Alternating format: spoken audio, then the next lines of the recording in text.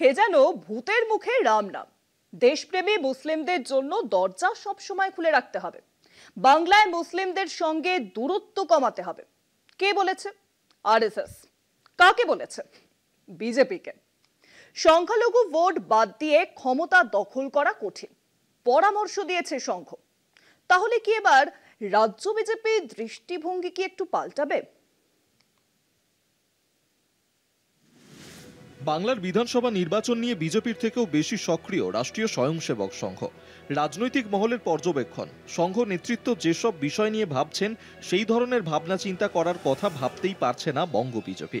সংঘের সর্বশেষ নিদান, বাংলায় মুসলিমদের সঙ্গে এখনই যোগাযোগ বাড়াতে হবে, এমনই ইঙ্গিত দিয়েছে রাষ্ট্রীয় স্বয়ংসেবক সংঘ।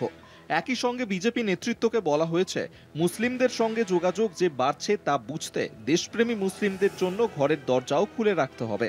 সাম্প্রতিক অতীতে বারবার রাজ্যে এসে প্রধানমন্ত্রী, স্বরাষ্ট্রমন্ত্রী সহ অন্যান্য কেন্দ্রীয় মন্ত্রীরা রাজ্য বিজেপি নেতাদের মতোই দাবি করেন, মমতা বন্দ্যোপাধ্যায়ের সরকার মুসলিম তোষণের রাজনীতি করে, এর অবসান প্রয়োজন।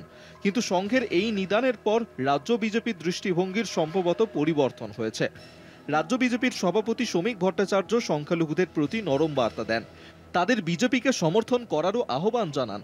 রাজনৈতিক পর্যবেক্ষকদের মতে শ্রমিক ভট্টাচার্য ভালোই জানেন 30% সংখ্যালঘু ভোট বাদ দিয়ে বাংলায় ক্ষমতা দখল করা কঠিন, শুধু হিন্দু ভোটে রাজ্য জয় অসম্ভব।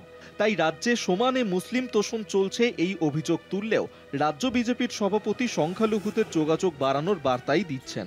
সংঘ বা রাজ্য বিজেপি সংখ্যালঘুদের সঙ্গে সম্পর্ক উন্নতির বার্তা দিলেও প্রশ্ন উঠছে, বাংলার মুসলিমরা কি আরএসএস এর ডাকে সাড়া দেবেন? সংঘের কপালে জলজল করছে মুসলমান বিরোধী তিলক, সেই তিলক তোলা কি এতই সহজ? কলকাতা টিভি।